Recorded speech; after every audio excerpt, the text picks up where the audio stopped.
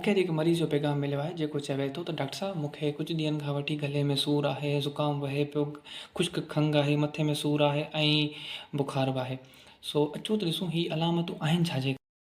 अच्छा, ही अलामतूं घणो करे थींदियूं आहिनि वायरसनि जे सबब जे करे, जीअं त घणो करे ज़ुकाम या फ्लू जे करे थींदियूं आहिनि। अच्छा, तव्हांखे अगरि जेकॾहिं ही अलामतूं आहिनि त तव्हांखे घबराइण जी का ज़रूरत न आहे। तव्हांखे सिर्फ़ु कुझु शयूं करणियूं आहिनि। उहे शयूं कहिड़ियूं आहिनि उहे तव्हांखे ॿुधायां थो।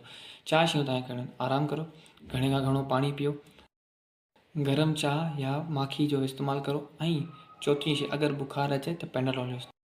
अच्छा, अगरि इहे सभु कुझु करण खां पोइ बि तव्हांखे इन शइ मां को फ़ाइदो नथो मिले त आउं तव्हांखे कुझु दवाऊं ॿुधायां थो। तव्हां उनखे हिकु हफ़्तो यूज़ कंदा, तव्हांखे इनशाअल्लाह उन सां फ़र्क़ु पइजी वेंदो।